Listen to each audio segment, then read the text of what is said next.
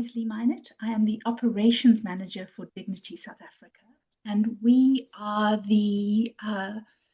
we're an NGO. And as you may be aware, in April this year, we lodged a constitutional challenge, essentially a court case, asked the courts to consider whether the current common law prohibition on medical assistance in dying is indeed constitutional. So that's going to take many years to work its way through the courts.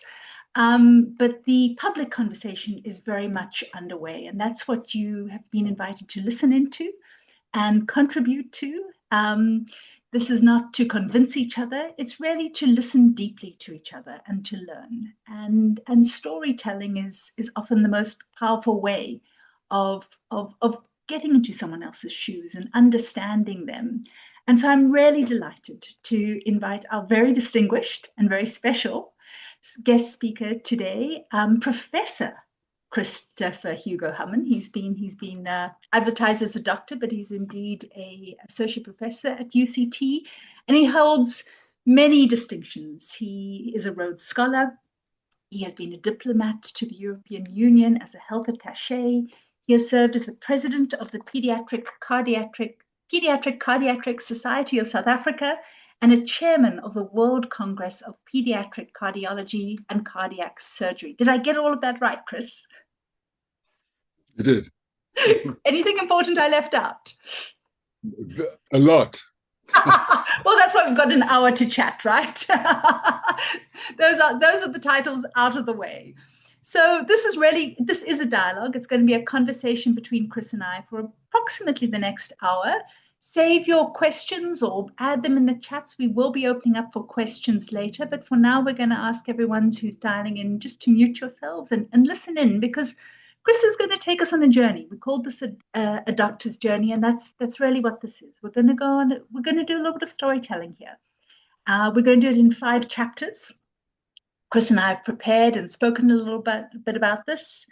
And Chris, really the first chapter to set the stage for the story and understanding how you arrived at the position that you've arrived at with regard to medical assistance in dying, to really understand what forged your identity. Where were you born?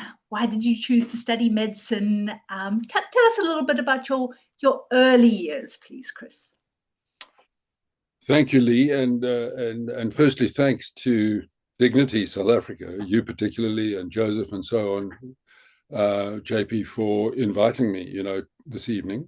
And then secondly, good evening to everybody else who's online and is participating, and also those people who unfortunately can't but have indicated a desire to listen to the recording. So I'm glad we're doing that. So thank you very much. Look, and thank you for the very easy, thank you for the introduction, the very kind introduction, and for the easy first questions. My background is, I've lived mostly in Cape Town. I was born here. I was born into a very medical family. My dad was interesting. He was first a mechanical engineer, and then became a doctor later on in life after the war, and then became a specialist radiologist. His father was the second general surgeon in South Africa. My mother was a nurse. Two of my aunts were nurses. One was a professor of nursing. So I grew up in a very medical household. I was very lucky, very fortunate. I chose my parents well, and I was in a lovely nuclear family with a lot of support and a lot of dignity and a lot of respect for one another. And I appreciate that very much. Chris, because they feature so much in your story, can you just tell us a little bit about your siblings and where you sat in the family order? Well, I have an older sister, Liz, who is 5 years older than me. I'm shortly to be 70, by the way. Let's to get that out of the way. Liz is 74. My brother, who's an integral part of this journey, died last year, and he would be 3 years older than me. And then I I had a younger sibling, a sister, Sally, who died in 2022. And I guess we'll touch on both of them somewhere along in this conversation. So 4 of us, a busy house. I can imagine. And a very medical house, as you say. So it was almost inevitable that you went into medicine? I'm not sure about that.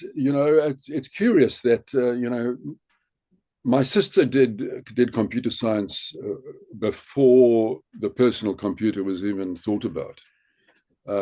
My brother did law, and my other sister, my younger sister, did architecture. So it's not like it was a foregone conclusion anywhere. But I don't know. I think that with me, that seed must have been planted because of the noise of medicine and healthcare going on, and I must have caught on to it. I think 1967 for me personally, with the heart transplant, was a kind of a seminal event. And Chris Barnard came to talk twice at my school, and I think for a long time I sort of buried that, but that was I recognize now that was a very important event in my life. So you chose medicine. You had to study for many years, and then you chose a specialty. What sort of took you towards your specialty? Yes, it's I think as a medical student, I was kind of conflicted between clinical medicine and public health, and a very, very good friend of mine chose a career in public health. Most of my good friends at medical school didn't do that, but I was torn between the one and the other. But when I came back from England, actually, I was conscripted at the late age of 28, and it was kind of during the Defence Force that those 2 years that I decided that clinical medicine really was my bent, but I also decided that it had to be pediatrics. But when I was doing pediatrics, actually, I was kind of convinced that I would end up somewhere along the line in public health, because I had that part of my brain that really wanted to engage with that. But it was very soon in pediatrics that I did a 3-month rotation through cardiology and pediatric cardiology, obviously. And I was just totally taken with that. I was taken with the science. I was taken with the ability to be logical about health and illness when it's applied to cardiac disease. And so having been pretty convinced I would do public health medicine or public health pediatrics, I'm afraid that it was only 6 months into my pediatric training that I changed course. And then you started building a career. You married the wonderful woman who is here listening in. Your 3 daughters, I think, have also dialed into this. You built a family, you built a career, and we're going to fast forward, Chris, to when you were 50. You had spent decades by then managing people's crises, especially parents of extremely ill young children, being that steady, professional, rational, logical force in their lives. But then crisis hit your own family. Can you take us back to your 50th birthday, please? Where were you? Who was with you? And what happened that you were really not prepared for? Well, I'm delighted to share this, actually, because it was such a wonderful experience with what I think was a happy outcome. So my mother, Jenny, was 84, and in May of 2006, 20 years ago, She ended up in an intensive care here in Cape Town, and she spent 2 weeks in intensive care with lots of threats to do many invasive things, which the tracheostomy fortunately wasn't necessary. And she came out of intensive care, but she was only out of intensive care for about a week, and then she was back in for 10 days. And the background is that I had planned a 50th birthday. The only family holiday that we had was 1966, 60 years ago today. That's the only family holiday we had in our life. And we were in the Kruger Park. And I thought that when we're 50, wouldn't that be a wonderful thing to do? So this was carefully choreographed over years. And my brother was coming from Australia. All the kids and grandkids were in place. The accommodation was organized. And then my mum got sick. And my sister Sally and I were talking, I think probably 10 days off from our arrival there. And we had been talking with my mom, who by now was out of hospital again. And my mother was absolutely determined to go to the Kruger Park, absolutely determined to go to my 50th birthday Kruger experience, as she called it. And so we decided, what the hell? Let's do it. So off we went, and we all met up there, and we had a fabulous 3 nights and a fabulous 3 days in the Kruger Park with my mother, who was now in a wheelchair. And then on the 4th morning, at about 6 a.m., my mother had a huge stroke and died. Very quick in the end, just like that, with her entire family with her. And the happy side of that is that, for me, is that what better way? Could you imagine something more special than at that moment being there with all your kids and all your grandkids? It's just it's an exceptional privilege, actually, for both her, I think, and especially for us. It is quite a beautiful story, and in fact, the story goes on because your mother had spoken with you about her dying, and she had told her children that she wanted to be cremated. So you've told me that actually, bizarrely, after a very intense, beautiful time in the Kruger, you actually drove back home with your mother's ashes in the car, and like, who, for all the choreographing, you could never have planned that, right? But it felt right to do because you knew that was her wishes. Except there was one small detail, Chris, that I think is quite poignant, as we'll come back to, is that it seems you'd never discussed that with your father, and he said something quite painful to you about that. Because can you maybe just share that little vignette about how your father felt about your mother's choice to be cremated? Yes, my father. My father was a man that struggled to have conversations, and I think about death, and many other deeply personal things. And there's a lesson, I think, for all of us in that, and it certainly is a very powerful lesson for me, that it's up to parents to have these difficult conversations, and if you don't bother to ever have these difficult conversations with your children, you're just going to accentuate the agony that they have and the embarrassment that they have, the awkwardness that they may have in asking the question, how do you want to die? Where do you want to die? What do you want to happen? Where do you want to be buried? So to come back to my dad and my mom, my mom's desire was to be cremated, and I don't think she'd ever engaged in that conversation with my dad. So when I was organizing, when my mom had died, we had a wonderful 4 hours with her, actually, before the Kruger Park's a long way from Nelspruit, and the forensic services are in Nelspruit, and the funeral home is there, and they had to come and fetch her. So it took a long time. So during the wait, I said to him, Dad, this is what Mom wanted, and he said yes, and that was all. He just said yes, and I said, well, then I'm going to get on and organize it, and I did, but then when I learned from the funeral home that my mother had been cremated, which they did within 2 days, which is unusual, I told him. He was the first person I told,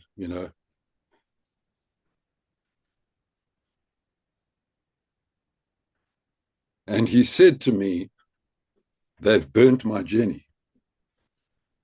And it was so profound, and it was so indicative that he wasn't on board, actually. I mean, he was completely supportive and respectful of her decision, her choice. He respected her choice, but it sat uncomfortably with him. And it still sits with you today. Yeah, well, the telling of these stories, takes layers of flesh off, So yes, it sits.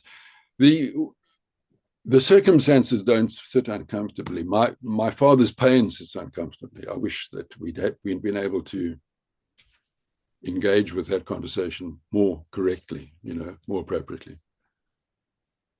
And then you found yourself in another difficult situation, Chris, and this one was quite messy because you mentioned your sister Sally.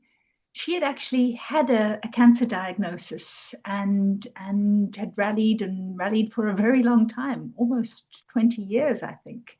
But then when it came back with a vengeance, and you were by her side supporting her. But the care that she received from the oncologist was atrocious. Some of the terminology that you shared for me was just shocking. People talk about people who can't have the conversations.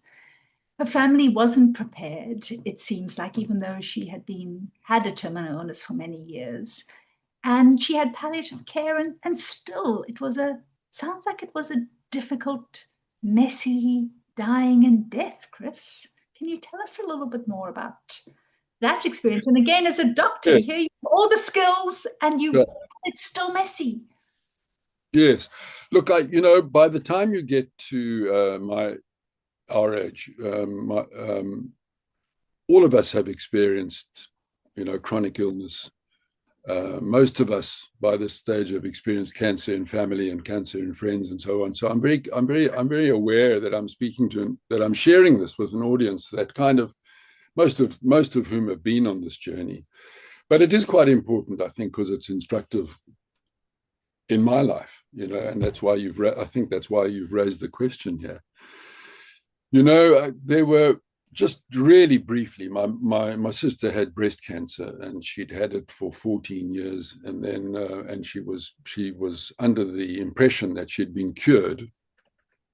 It was an estrogen sensitive breast cancer, and she was living a really good life, and then she suddenly she became aware that she had a recurrence of the cancer, and at re-diagnosis after 14 years, she had cancer in her lungs and cancer in her liver. It was a breast cancer. So she was back in therapy, and she lasted 2.5 years, living well, and then suddenly she had a very bad incident, which was indicative that there was some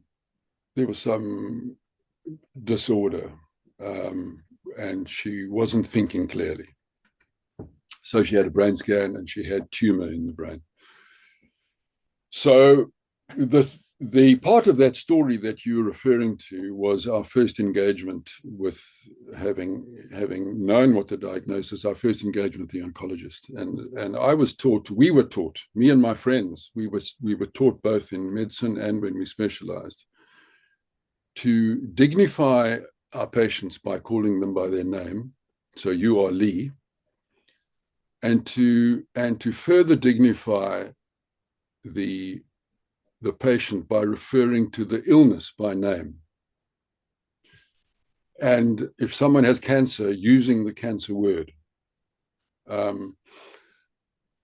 That's part of respecting what is going on and respecting the process. And in this consultation that we had, neither of those two applied.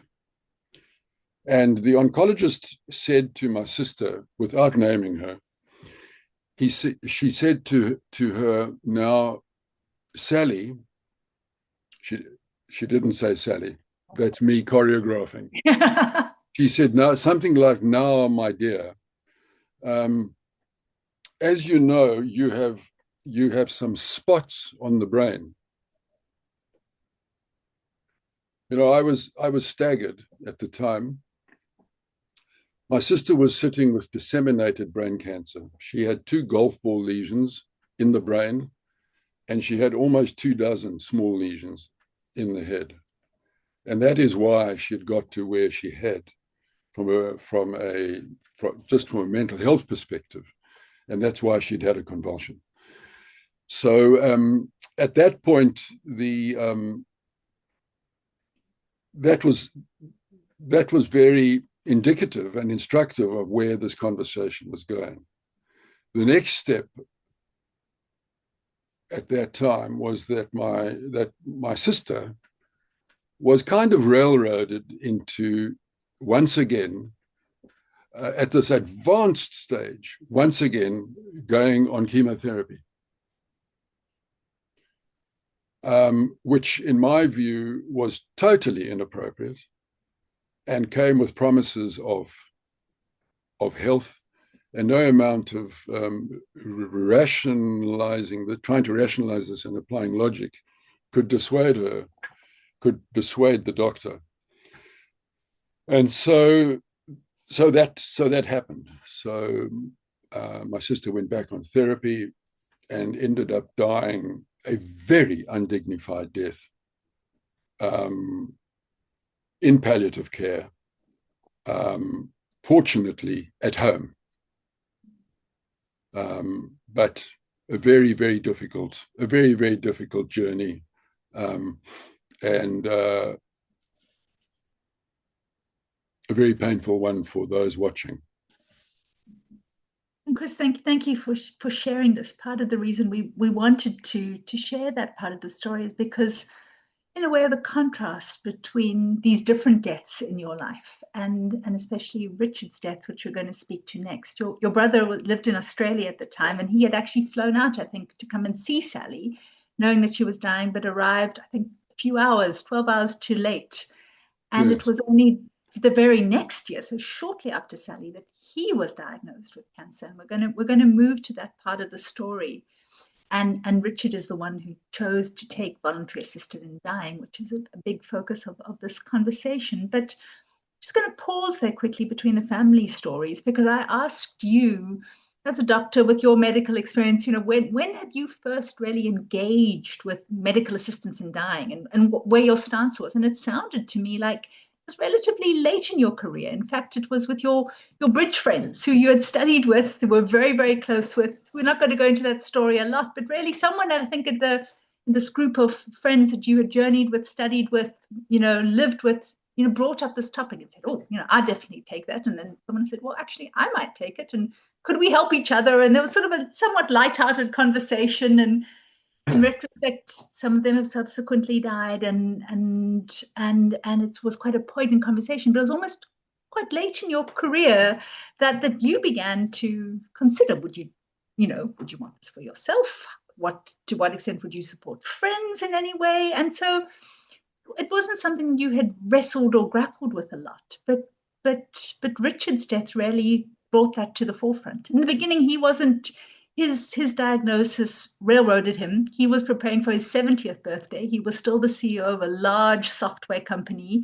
He had offered, in fact, I think you told me, to retire. He had said to his board, listen, I'm approaching my 70s. Do you want me to retire? They said, no, we reckon you've at least got, we want you around for at least 5 years. So you were planning to fly out to his 70th birthday. And I think in the end, when you and your wife got there, you spent it in hospital with him, and he was shocked. He was not prepared for this. He was, he wasn't going to take this fighting. He was also the CEO, as we said, of this large company. He was used to planning and order, and tell us a little bit about Richard, and those sort of early months of engaging with his diagnosis. Yes.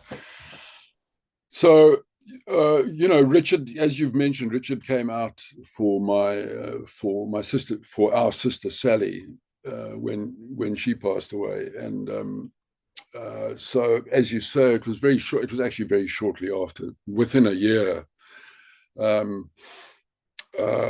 He called and said, he'd had this pain in his knee for some years.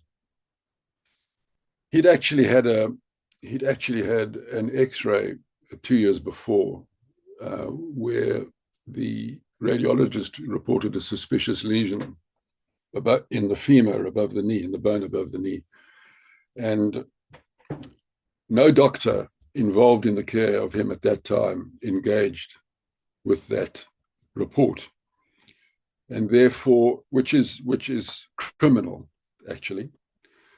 But eventually, after seeing three orthopedic surgeons, one of the orthopedic surgeons, the last one, actually sent him for a scan, and he had what is called a chondrosarcoma, which is a bone cancer. It's a bone cancer involving the cartilaginous tissue in the bone marrow, of which we all have a bit. It's very rare.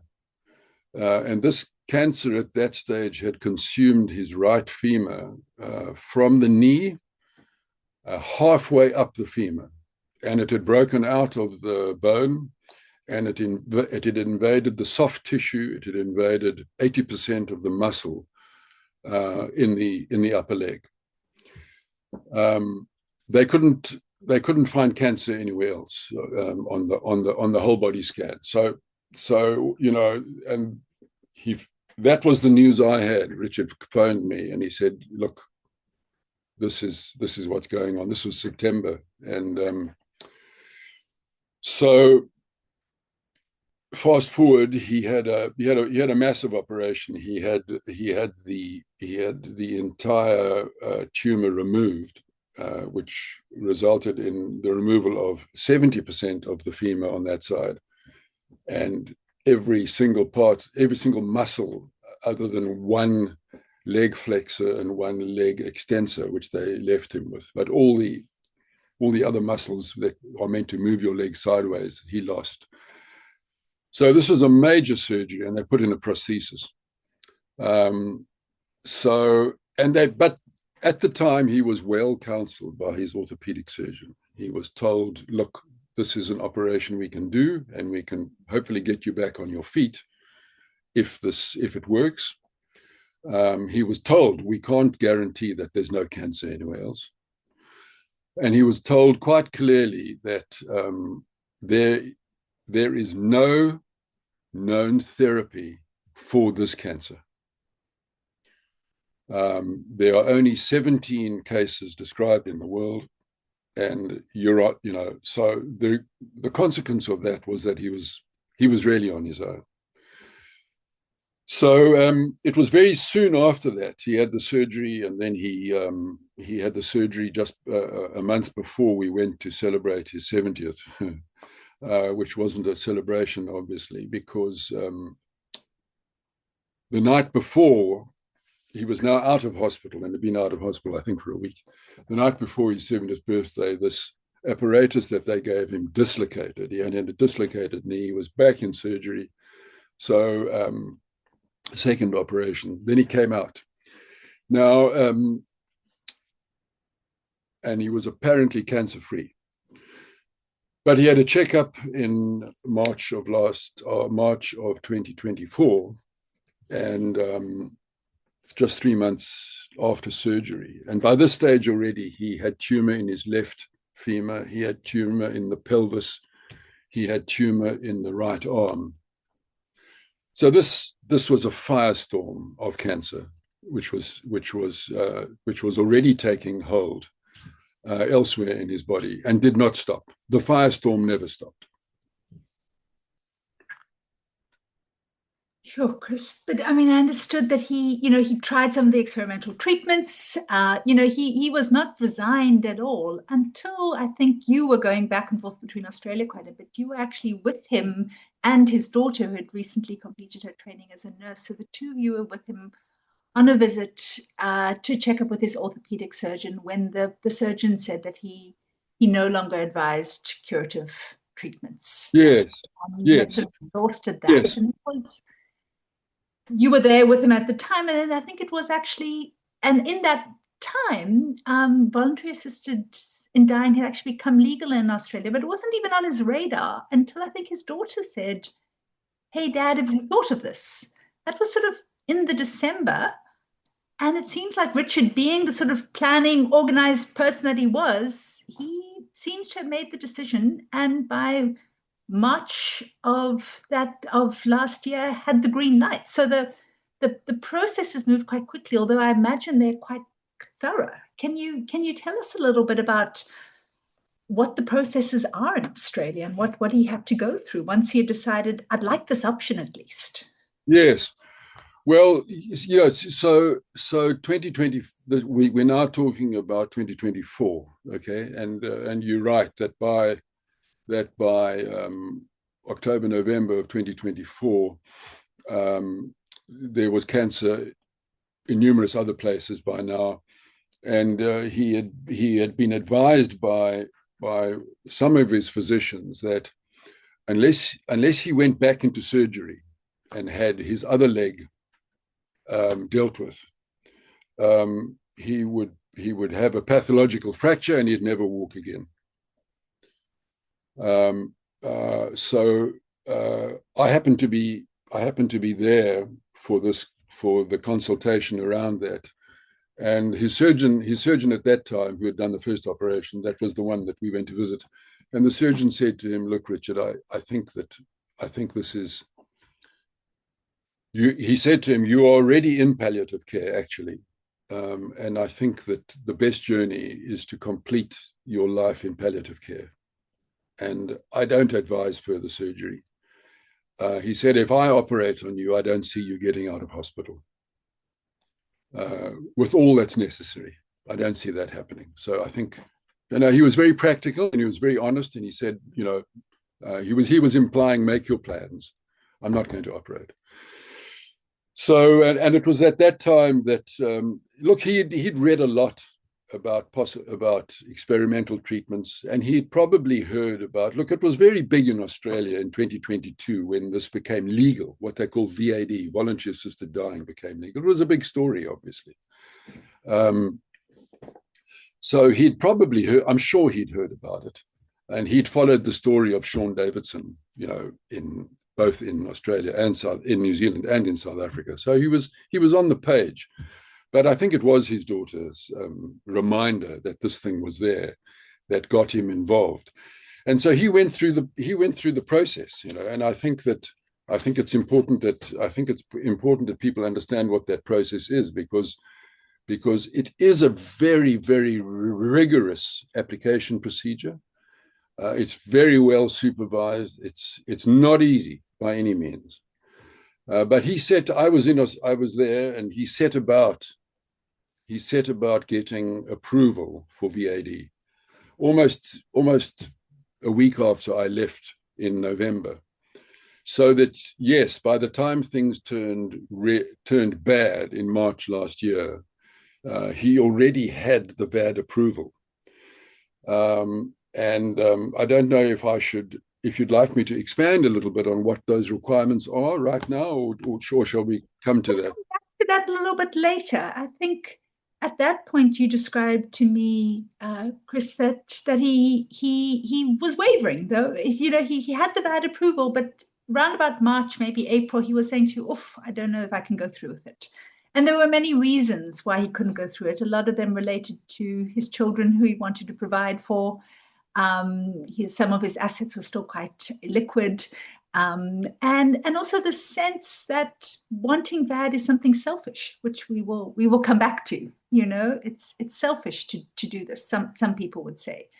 So we won't go into that. But when he said to you, and throughout this process, obviously you've been counseling him both on the medical and the emotional side. When he said to you, "Oh, I don't know if I can go through with this," I think his words might even have been, "I don't know that I'm brave enough." What was your stance? How did you counsel him? Did you encourage him? Did you, sit back, say, how did you support him through this incredibly difficult decision-making process?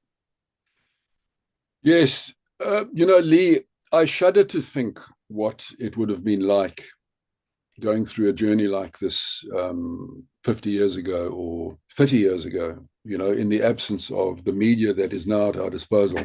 I shudder to imagine when you have in this situation where you have someone in your family so far away and inaccessible. Now it's so easy, actually. But Richard and I were very fortunate that I went to Australia on several occasions, 4 occasions, and we had collectively 3 weeks together, where I think from the first night on his farm, doing the things South Africans do, which is braai. On the first night, the subject of death came up, and so it was a conversation that we had. There was no stone unturned. We were fortunate to have the relationship that we do. I think that's integral, but we're also fortunate that the person with the illness took the lead, opened the door, was receptive. In my mind, I saw my role as supporting and respecting his choices all the time. At no stage did I say, "Hey, listen, I think this is what you should do." That's just not appropriate. And I think that there is some fear. If you read people's commentary, there is some fear, that family members are going to coerce their family members one way or the other. It's not about that. So I was respectful and supportive, answered questions regarding detail as much as I could, although at that stage I'd never witnessed a VAD or a MAID, as it's called in Canada. That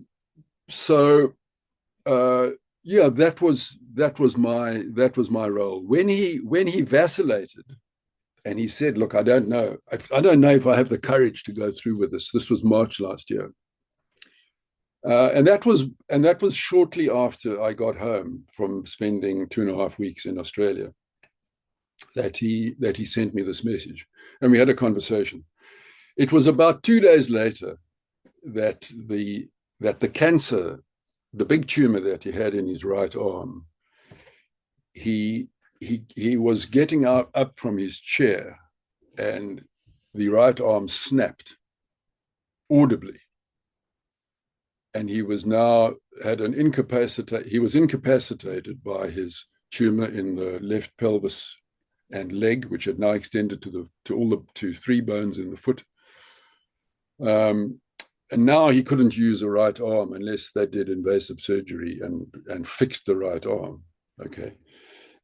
And it is true to say that he had a number by now he's in hospital. And he never came out of hospital. Wow. This is 2 weeks after we sat in Australia together. He's now in hospital. He's now in palliative care in hospital, unable to get out of bed to do his ablutions, and that is the journey that he was on for the next 3 months. We were I didn't see him. I did see him again, and I'll come to that. But we had a lot of further conversations about where he is and what advice he's getting, and he got this awful advice from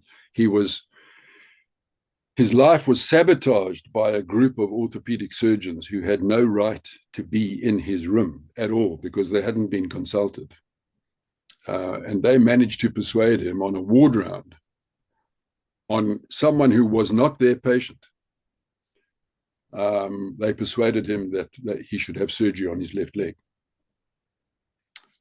which in fact he had. I couldn't. There was nothing I could do to dissuade him from that choice. Now it's really getting catastrophic. So on the 10th of June last year, he sent me a message, and he said, "I want you to come." And I said, "Of course I'll come, but what's the urgency?" And he said, "Well, I'm going to do it. I'm going to take the VAD on Tuesday, which by now is 6 days' time." So he made up his mind amidst this. I think there were several factors. The first is the total invasion of his life by this cancer, his now complete physical disability, the fact that as a manager he had now taken care of everything in his life, and there's a very strong message there for people. He had taken care of things. And we need to ask ourselves that question continually. Have we taken care of things? He had. So he sent me this message: "You've got to be here in 6 days."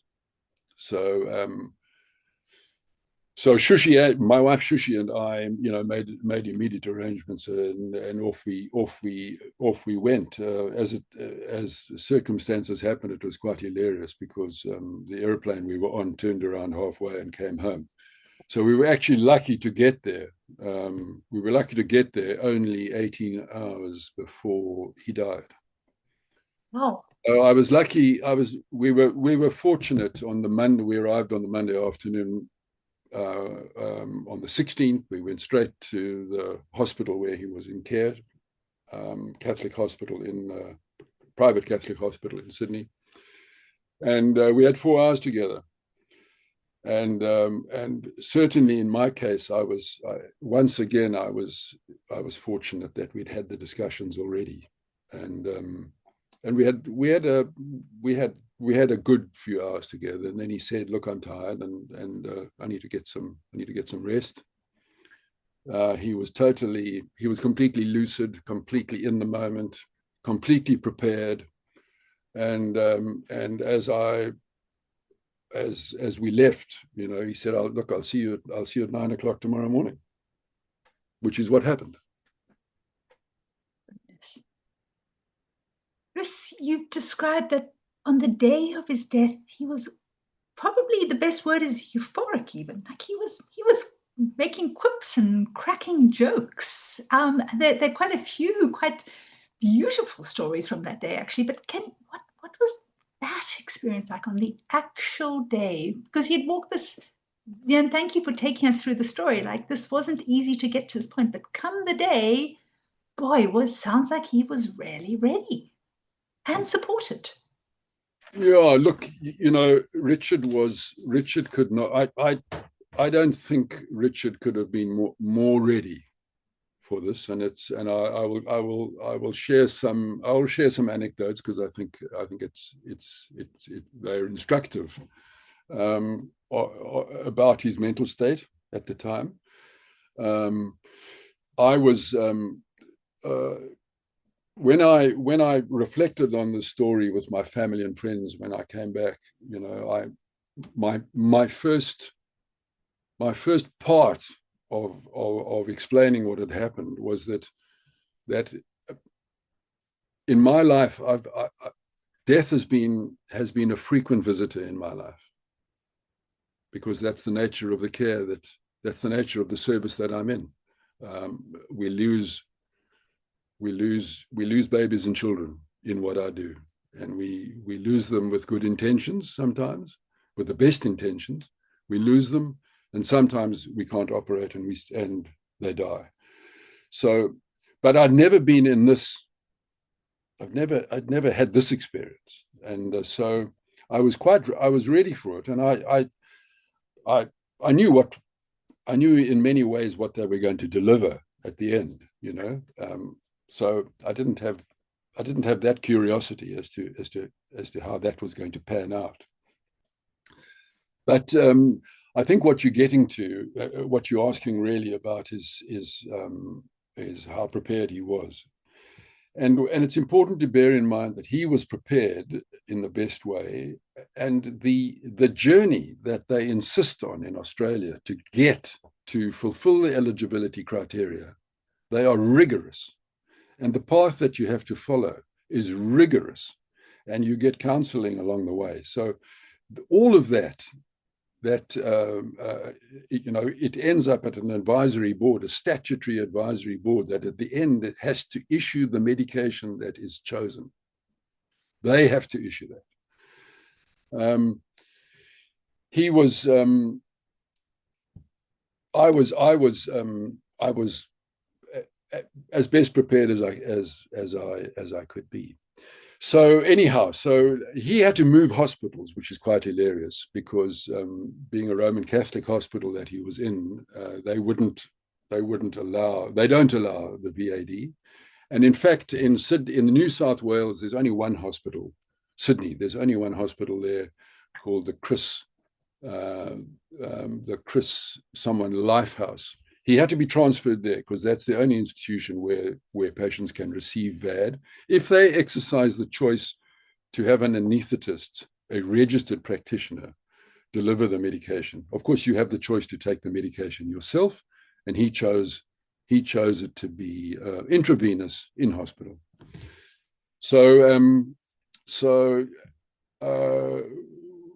He was wheeled into the hospital actually at 15 minutes to 9. We were upstairs by 9 o'clock. All of us crammed in a lift with my brother on a stretcher, and he was there were lots of sad people in the lift. He was not one of them. He was settled into his bed in this private room. And we were allowed in once they were happy that he was clean, as he said, respectable and presentable. And in we went. And very shortly after that, the social worker that he'd got to know fairly well actually came in and said, "Richard, I'm sorry to tell you, but there's going to be a delay because the anaesthetist is occupied elsewhere." And he said to her, "Now, Jane, I just want you to be absolutely sure that we're all ready for this, and so we just want to get on with this, And she said, "No, Richard, I understand." And she left, and then she came back about 30 minutes later and said, "Look, I'm sorry, but she's just phoned us, and she said she won't be here soon." At which point Richard said to her, look, Jane, this is not a dress rehearsal." And then someone else came in about 30 minutes later. One of the senior nurse on the ward came in and said something also about the delay. And he said, "Well, if there's any further delay, you're going to have to order lunch for us." So he was in good humor. He was absolutely lucid. He was crystal clear. He was completely in the zone and you used a word earlier, that selfish word, which I think is quite an important one to interrogate. He was in that space where for me, he was saying, "This is for me. This is of me, and it's for me." I'm cognizant of the fact that some people in my family will be very sad about this. I'm also cognizant of the fact that this will bring some relief to other people. But that's I think where he was. And I would sum his frame of mind but as ecstatic. He had no control over his life. No control over his life since diagnosis. He was hostage to experimental drugs, to gross surgery, to an extremely undignified existence. All of those things he had no control over. And here, at the end, the choice that he had made gave him at last the ability to manage and to ensure dignity in his life and to exercise the choice that he'd made. Goodness, Chris. Wow. Another word you've used when describing him, especially towards the end of his life, is empowered. It felt like this process really empowered him. Completely. I think that's a really important word and an important idea. Empowerment. It's that ability to make choices and to be that manager. He was an empowered person. He was used to that. We all have to manage our lives. Some people do it better than others, but he was this absolutely empowered him. This promise of dignity in his life after he had managed to resolve everything that was necessary. Yes, very good word, very important. And it sounds like, Chris, from the conversation with you, that you then returned to South Africa different too. In the arc of storytelling, in a hero's journey, they have trials and tribulations. They leave the familiar world and they return with insight and gift. And you had so many conversations with Richard. You walked that path so intimately. You flew over there, at the drop of a hat. Of course you were going to be there. And when you returned, you were different. You reached out to DignitySA, I think, quite soon. What is it that what were those gifts? What were the insights? What was it that you wanted to share as a result of this extraordinary and very unique experience? Yeah, Lee, I think there's several things. There's several parts to my response to that. The first is that Sean Davidson's experience and the support that he got from people that were important in my life had made an indelible impression back then. I think it was initially in 2011 and then later in 2019 when he was convicted of murder in South Africa. At that time, I was very aware that one of the most respected South Africans, Archbishop Tutu, had come out in this way and had come out in support of voluntary assisted dying. And as you mentioned in the introduction, this group of extremely close friends that we now play bridge together with every Monday, we'd had one really important conversation around a dinner table where we had touched on what are you going to do to help me when the time comes. So I'd been thinking about this a lot over the years, and I'd certainly I was forming my opinion. I had taken that forward when both my sister and my brother got ill. When I came back, I thought to myself, I'm not aware of anybody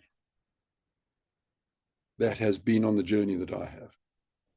I don't know a single person that's been witness to voluntary assisted dying.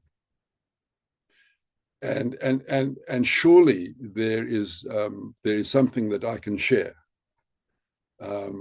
with people, and I think that there are important messages to share about due process, legal process, acting in the right way, being supportive, being respectful, and giving people choices.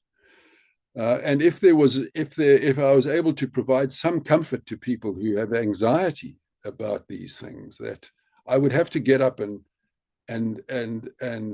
be courageous, be brave, be prepared to talk about this. It's not. I must say, it's not painful for me to talk about this. So I felt I should reach out to Dignity South Africa. I was by now very aware of the institution, the NGO, aware of the court case which you alluded to, which is hopefully going to get to the High Court in Gauteng shortly. So I thought that I had a fairly interesting story to tell, having been there and in the way that I was fortunate to be. It really is a unique and incredibly compelling story, and it's starting to see comments coming through. Eric needs to leave, but thinks it was a wonderful session. There will be a recording. And I had other questions, but I think my questions might be similar to the questions that others have. So before we segue to opening this up, people might want to comment. You might want to use the comments box to say what it was like to hear this very unique, very brave story. You might want to post your questions and comments, or you might just want to raise your hand and ask a question. We are going to open up the floor. I just want to thank you, Chris. I mean, I think we met, middle of last year, but it's been a road to get to this conversation, and you've told some incredibly personal, incredibly moving stories. It's good to hear that it's okay to speak about, but thank you for taking us into your world in the way that you have, where there are colleagues and friends in the audience, and people who don't know you, and you've really, I've heard your story a few times and I'm still moved. So I can't imagine what it's like for people who may be hearing for the first time, or for friends who haven't heard it to this depth. So I think let's pause there. I do see some comments coming through. Let's read them, and then we'll see if anyone wants to speak up and ask a particular question, or just speak to Chris and thank him for his sharing or his courage, or challenge him. I mean, as you can see, he's robust. He can take it. Mehdi, you say thank you for this wonderful conversation. Thank you so much. So let's open up the floor. You don't need to ask permission. You can unmute yourself. You can give Chris feedback, or you can ask a question, maybe for Chris or for me, about processes. We've got another up to half an hour to chat a little bit. And if there aren't questions, then I will weave some of mine in. Penny, I see you saying, is there any possibility of having this available in South Africa? So obviously I'm biased. I do think there is a very high possibility. And the reason why I think there is a high possibility, I'd like to hear your opinion too, Chris, is because we have a constitutional democracy. We're very aware of how slowly this is moving through the UK, for example, but they don't have a constitutional democracy. We have a constitution that embodies the right to dignity, to bodily autonomy, to equality, and actually to quality life as well. And so when you weigh up those rights versus the current prohibition on medical assistance in dying, it does seem that they're at odds. There was a landmark case 10 years ago with an advocate who actually applied for medical assistance in dying.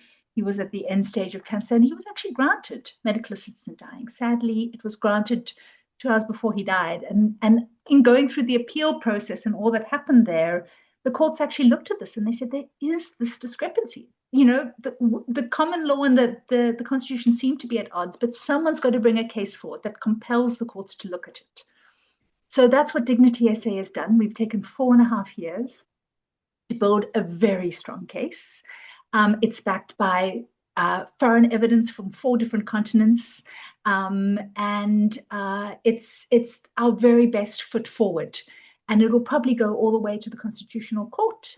There are respondents. We can talk about the process. I don't want to go into that too much, but we think that when if ideally this will go to the Constitutional Court, and we think that they will find in favor. They then will compel Parliament to write new law. And we'll talk about safeguards maybe if people are interested in that. But they will compel Parliament to write new law and that's the point that we will, as a country, really engage with what the safeguards are, because there's lots of precedent that shows that it can be safe. In South Africa too, we have evidence from distinguished local doctors as well, friends of yours, Chris, who have opined on this. You might want to say something about that, but all to say it's going to be a long process. And not until there is law with strict safeguards and eligibility criteria will this become possible. So it's probably a 5 to 7 year horizon, but I do think we will get there. While I've been talking, Chris, there have been comments coming in that say, there's a lot. Charlotte says that her mother went to Switzerland in 2019 and she had a good death. It was just sad that she couldn't be at home, and she really believes in this choice. Sandy, thanks you for your courage. Hopes and prays that MAID is proved to be constitutional and that people are given a choice. And Jenny, all the way from End of Life Ireland, says this has been an invaluable session, tuning in from Ireland. The steps you're taking in SA gives us hope. Has there been a date set down for the High Court hearing, Paul, you're asking? So whilst I'm coming back to process now, just because people seem to be interested in this, there were 4 respondents in our case. If medical assistance is made legal, it will impact a number of institutions. So the respondents in the case are the Health Professions Council of South Africa, who have now indicated that they will oppose. So they have to put their documentation. They've got to read all of ours. It's over 1,000 pages, all of which is available on our website. We really encourage you to go and read that, everyone who's dialing into this, because we think that the evidence is substantial. So they've got to read our evidence and respond. The Minister of Health has now indicated that he will oppose this as well. So he's got to put his documentation forward. Very significantly, we feel that the 3rd respondent, the Minister of Justice and Constitutional Development, has said that she will not oppose. Rather, she will abide by the court's decision. And we're still waiting to hear from the National Prosecuting Authority. So once those who've indicated that they will oppose have submitted their paperwork, then DignitySA gets a chance to respond to that, and only then will we get a court date, Paul. So it's a long process. Dates are set for when documents need to be in, when people need to indicate. Those dates are always passed, and we can't predict. It's going to be a long process, but I'll share some information towards the end about how people can sign up to be members. And get updates as we hit these milestones along the way. So that's an answer to your question, Paul. Marguerite Waite says, thank you so much.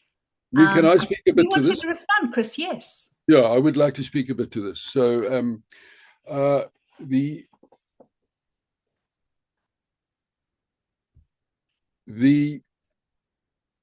issue is that there obviously are people in our country who are some of whom are in important positions, who feel that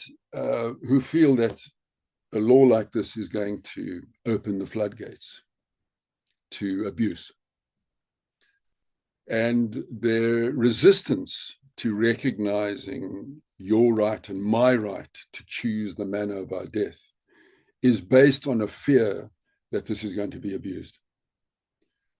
And they don't read or they don't hear everything that you've mentioned, that this is law.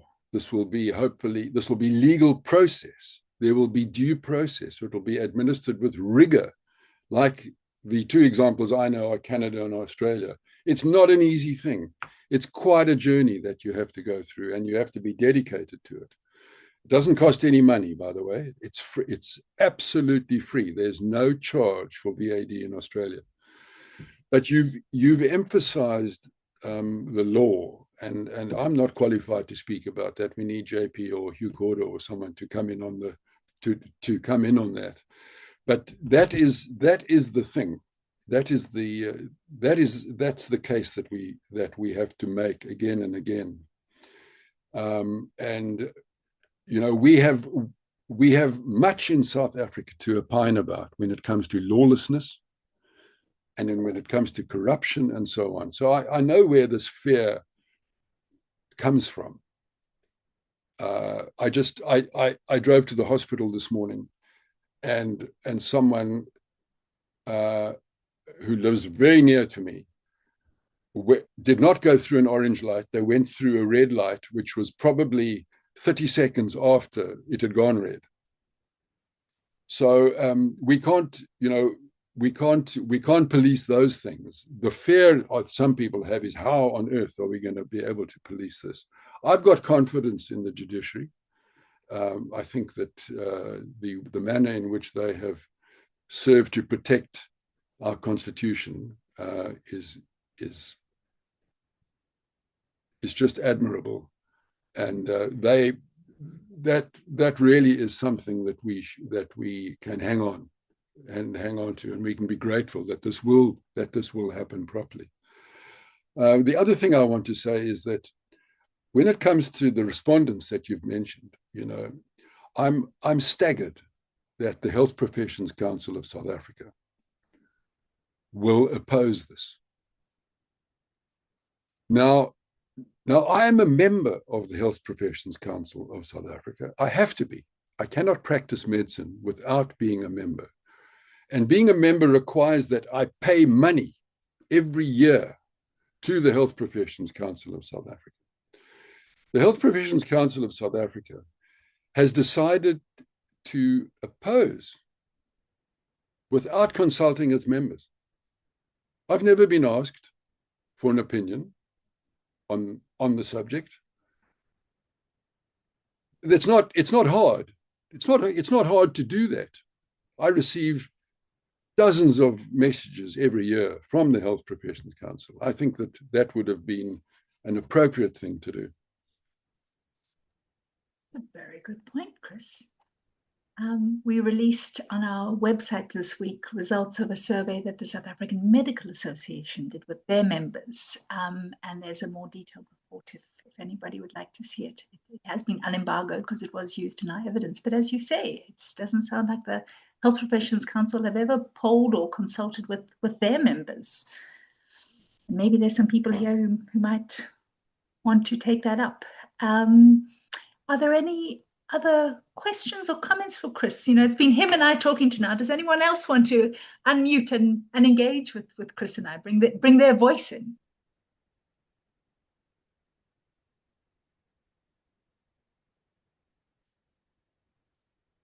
Apparently not. Oh, we that intimidating? Oh, you, not me. Well, a lot of people have sent messages, and thank you to all of you who have sent very kind messages of support. My kind of parting shot, I don't know if we're getting near the end, but my parting shot is that I just hope that this makes a positive contribution, to the debate.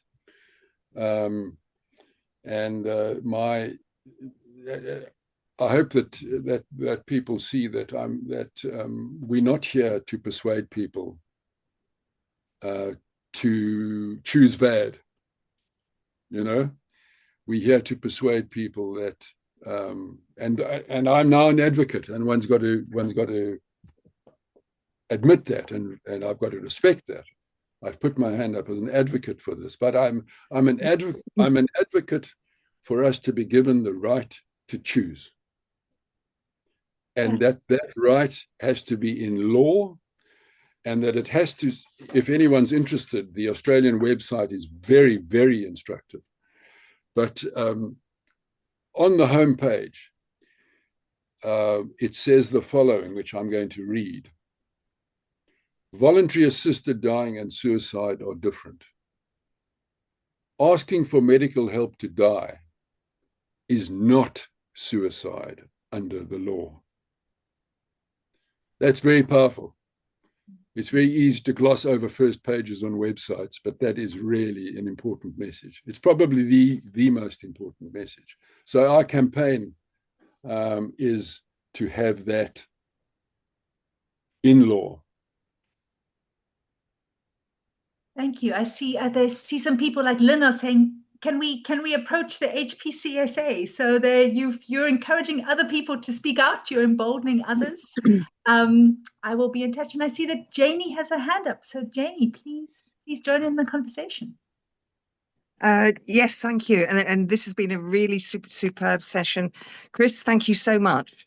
It's just interesting, the feedback that you're giving as a clinician, that you haven't been consulted. And this seems to be a pattern certainly in Ireland, that you have a few key voices from whether it's the Institute of Psychiatrists or whoever, who seem to be speaking on behalf of all of their members, which quite often isn't the case.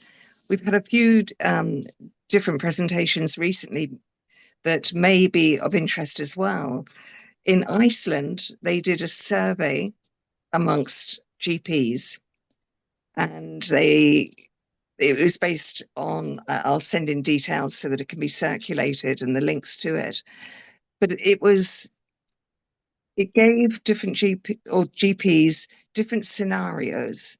If you were in this situation or that situation, what would you choose for yourself?